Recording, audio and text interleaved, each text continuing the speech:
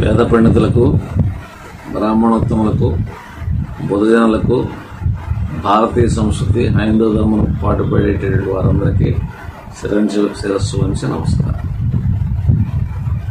వివాహం కాంప్లికేషన్ లేకుండా ఉండాలంటే, సమస్య లేకుండా ఉండాలంటే ఎట్లా? చాలా మంది అడుగుతుంటారు అన్నమాట. మరి జ్యోతిషులు చూపించామంటే కాంప్లికేషన్స్ ఉన్నాయని చెప్తున్నారు. కనుక వివాహం అనేటటువంటిది ఏంటంటే సప్తమాధిపతి అయినటువంటి గ్రహం, వివాహకారకుడైనటువంటి శుక్రుడు, లగ్నం చంద్రలగ్నం. లగ్నాధిపతి బలవంతుడైన రాశి వంశంలో లగ్న బలం ఉందని చెప్తాం. చంద్రలగ్నాధిపతి బలవంతుడైతే చంద్రలగ్నం ఉందంటాం. దాన్ని బట్టి చూసుకోవాలి. సప్తమాధిపతి వాళ్ళ బలహీనుడయ్యాడు, శత్రుక్షేత్రాల్లో ఉన్నాడు, పాపగ్రహాలతో కలిసి ఉన్నాడు, సుఖస్థానాధిపతి సరిగా లేడు, వివాహకారకునటువంటి శుక్రుడు సరిగా లేడు. అప్పుడు ఏంటంటే ఎట్లా అంటే ఇక్కడ అంటే ఆ అమ్మాయి జాబే చేయాలి.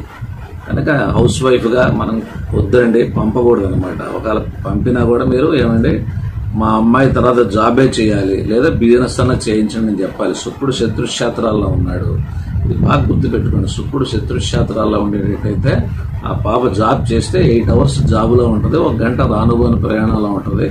ఆ అబ్బాయి కొద్దిగా రాత్రి 11కి వచ్చేటట్టయితే కాంప్లికేషన్స్ అనేటటువంటివి ఉండవు అనమాట. అసలు జనరల్గా ఒక మానవుడిని ట్రబుల్ ఇచ్చే గ్రహాలు ఏమిటి అంటే షష్టాష్టమ వ్యయాధిపతులు అని అంటాం అనమాట. అందులో షష్టం అంటే రోగాలు, రుణాలు, వివాదాలు సంబంధించిన గ్రహం అనమాట. అందువల్ల ఇప్పుడు కాంప్లికేషన్ ఉంది. అప్పుడు ఏంటంటే ఒక డాక్టర్కి మీరు ఇచ్చి చేశారు. డాక్టర్ల విభాగీతాలు అంత ఆనందంగా ఏముండవు, సినిమాలు, షికారు, సరదాలు ఏముండవు. ఆయన హాస్పిటల్, ఆ వర్క్, ఆపరేషన్స్ దాని గురించి ఎక్కువ ఆలోచిస్తుంటారు అనమాట. అప్పుడు మనకి అది ప్లస్ పాయింట్ అవుద్ది అనమాట. ఈ యొక్క జాత చక్రంలో లోపాలు ఏదైనా ఉండేటట్టయితే ఆ షష్టమం అనేటటువంటి గ్రహం బాగుంటేనే వాళ్ళకి వైద్య సంబంధంగా కొంచెం బాగుంటుంది అనమాట. అందువల్ల షష్టాధిపతి బలవంతుడయ్యాడు, ఆయన కోర్టు కేసులు గెలుస్తాడు, ఆపరేషన్లు బ్రహ్మాండంగా చేస్తాడు అనమాట. అది సుఖస్థానికి సంబంధం ఉన్న, ధనస్థానికి సంబంధం ఉన్న కాంప్లికేషన్స్ ఉండవు.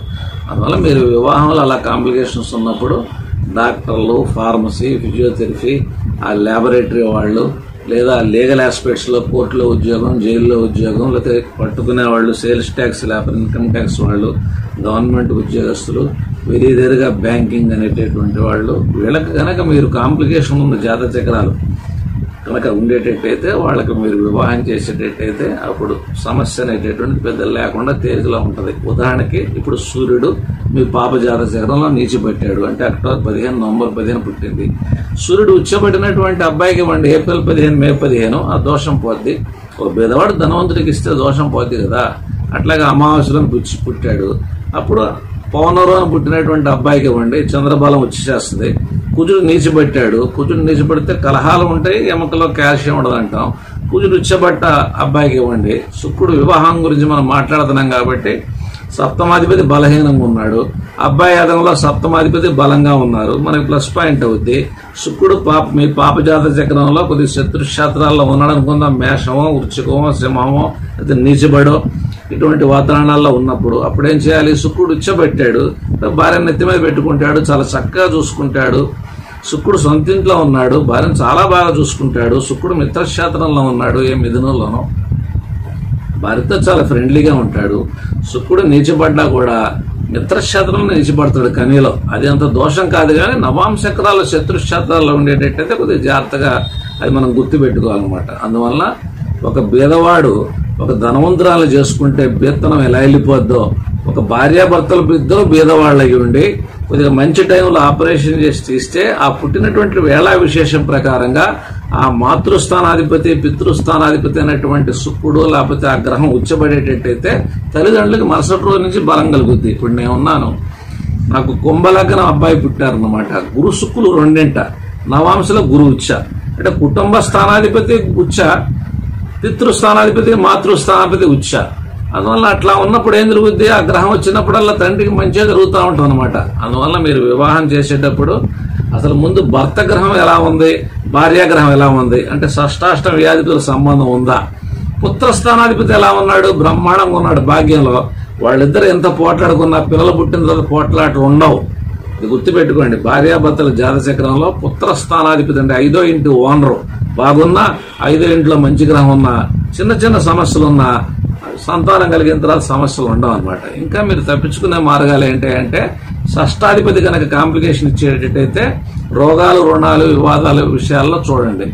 అట్లా ఫైనాన్స్ కంపెనీ అని పర్ల. అష్టమాధిపతి కాంప్లికేషన్ ఇచ్చేటట్టయితే, అష్టం అంటే ఆయుష్ స్థానం. ఆయన సపోజ్ ఇన్సూరెన్స్ కంపెనీ హెడ్ లేదా ఇన్సూరెన్స్ చేస్తుంటాడు మరణాలకి, రోగాలకు సంబంధంగా, అప్పుడు పర్లా. అది కనుక అదే అష్టమాధిపతి రాహు, శని బాగోపోయేటట్టయితే చేపల చెరువులు పెడితే మళ్ళీ మొత్తం పోతాయి అనమాట. అట్లా కనుక వ్యయాధిపతి అనేది కాంప్లికేషన్ ఉంది. దూరం వెళ్ళిపోయారు, దూరం సంపాదనలు, ఏ కలకట్టానో ఏ ఢిల్లీనో వెళ్ళారు, లేకపోతే ఫారెన్ వెళ్ళారు, అప్పుడు వ్యయాధిపతి అక్కడ పెద్ద కాంప్లికేషన్స్ అనేది ఏముండవు. అందువల్ల జాతక చక్రంలో ఏంటంటే షష్టాష్టమ వ్యయాధిపతులు అనేటటువంటిది, ఈ పాపగ్రహాలు అనేటటువంటిది 9 గ్రహాలు ఉండేది. అందులో రవి, శని, కుజ, రాహుకేతువులు పాపగ్రహాలే. బట్ మంచి పోర్టిపోలియో వచ్చినప్పుడు మంచిగా చేస్తారు. ఉదాహరణకి ఒక జాతక చక్రం తులాలగ్నం అన్నమాట. 7వ ఇంట్లో కుజుడు ఉన్నాడు, 8వ ఇంట్లో రాహు ఉన్నాడు, 6వ ఇంట్లో శని ఉన్నాడు మీనంలో.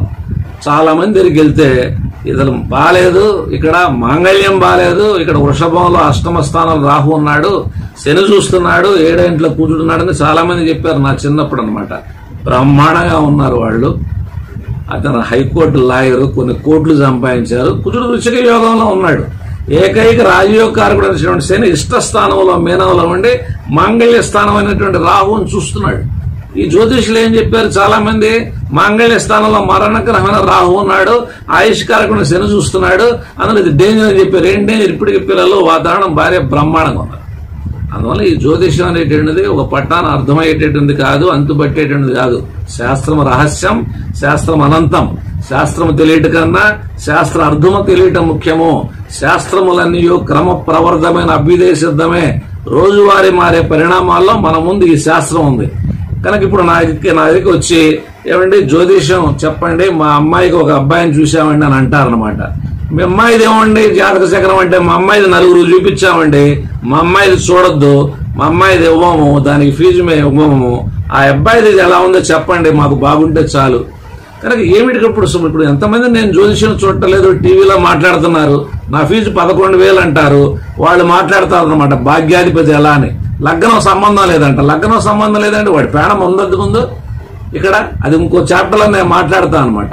అందువల్ల ఇక్కడ ఏంటంటే జ్యోతిషం అనేటటువంటిది మనం వెళ్ళేటప్పుడు ఏంటంటే అసలు ఎట్లా ఉన్నది అనేటటువంటిది ఎంత మేర చెప్తున్నారు అక్కడ వాళ్ళు చెప్తే పక్కన 4 చెప్పారు అతని గురించి బాగా చెప్తున్నాడు, వెళ్ళండి. జ్యోతిషుడు ఏంటంటే మీరు అది ఇంకోసారి ఇంకో టాపిక్ చెప్తాను. ప్రస్తుతం మటుకు మీరు ఈ వివాహం చేసేటప్పుడు ఇద్దరిది ఇవ్వండి. ఫస్ట్ మీ అబ్బాయిలో మీ అమ్మాయి ఇచ్చి, ఏమంటే మాకు 2 వివాహాలు ఏమైనా ఉన్నాయా, ఇక్కడ కాంప్లికేషన్ ఏమైనా ఉందా, హోమ వివాహం చేసిన పరిస్థితులు ఏమున్నాయా, శుక్రుడు ఎలా, సప్తమాధిపతి ఎలా ఉన్నాడు, వివాహకారకుడు శుక్రుడు ఎలా ఉన్నాడు అని చెప్పి అడగండి.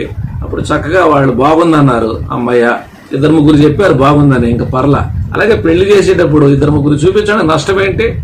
కనుక ఇప్పుడు మీకు ఏదన్నా వివాహం చేశారు, విడాకులేని ఆ సిద్ధాంతిగా ఉరిష చేస్తారా? వేయరు. మీరు వెళ్ళి అని అడుగుతారా? అడగరు. అర్థమైంది కదా? అందువల్ల 2-3 వెళ్తే నష్టం ఏంటి? మీరు భోజనం ఉంది, 350 రూపాయలు 400 రూపాయలను భోజనం పెడతారు. మంచి సిద్ధాంతికి వెళ్తానికి ఏమైంది? మంచి సిద్ధాంతికి వెళ్ళండి, ఇద్దరికి చూపించండి. 2-3 చూపించడం దానికి నష్టం లేదు. వాళ్ళిద్దరు హ్యాపీగా. ఇప్పుడు లోక కళ్యాణార్థం ఈ శాస్త్రం చెప్తున్నాము, దీన్ని అనుసరించి లాభం పొందండి అని చెప్పారు. అక్కడ ఉందే జరగటం కాదు. అక్కడ జరిగేటట్టు ఇంకా జ్యోతిషం దగ్గరికి ఎందుకు వెళ్ళాలి? మంచి జ్యోతిషం దగ్గరికి జ్యోతిష శాస్త్రం ఎందుకు రాశారు? 18 మంది జ్యోతిష్యులు రాశారు. ఏమని రాశారు? లోక కళ్యాణార్థం ఈ శాస్త్రం చెప్తున్నాం, దీన్ని అనుసరించి లాభం పొందండి. అందులో మనం మంచి సిద్ధాంతి, మంచి డాక్టర్ కావాలి, ఆపరేషన్ సక్సెస్ అవ్వాలి, మంచి లాయర్ కావాలి, కోర్టు కేసు గెలవాలి. జ్యోతిషుడు మటుకు పిచ్చివాడు 116 రూపాయలు కావాలి. సమాజం మారండి, మంచి సిద్ధాంతికి వెళ్ళండి. వెళ్ళి ఆయన చెప్తున్నవి జరుగుతున్నాయా లేదా, ఏమేంటి గతంలో ఏమేమి చెప్పారు, ఏమిటి, ఈ బాబు ఎట్లా మాట్లాడుతున్నాడు, ఎట్లా ఆలోచిస్తున్నాడు, ఎట్లా చేస్తున్నాడు యాక్షన్, ఈయన చెప్పిన డేట్ వైజ్ గా సరిపోతున్నాయో చూసుకొని ఆ తర్వాత మీరు ఒక నిర్ణయానికి రండి. అందువల్ల మీరు చక్కగా వివాహం వల్ల లాభం పొందలేదు. భావం తద్భవతి. మంచి జ్యోతిషుడు రావాలి, మంచి జ్యోతిషుడు రావాలి, మంచి జ్యోతిషుడు రావాలంటే మంచి జ్యోతిషుడు వస్తాడు. కొద్దిగా మేషలగ్నం, మేషరాశి వాళ్ళు, తర్వాత ఈ బుధుడు నీచబడ్డ షష్టాష్టమ వ్యాధిపతుల్లో ఉన్న కొద్దిగా జ్యోతిషం గురించి ఎక్కువ శ్రద్ధ తీసుకోండి. అక్కడ కొంచెం న్యాయం జరగడం కష్టం అనమాట. తీసుకొని భగవంతుడు ఉన్నారు, భగవంతుడి నిర్ణయం. కనుక ఆ భగవంతుని కోరుకొని మీరు కనుక చేసేటట్టయితే అంతా శుభమే జరుగుద్ది. మంగళం మహత్ శుభం భూయాత్.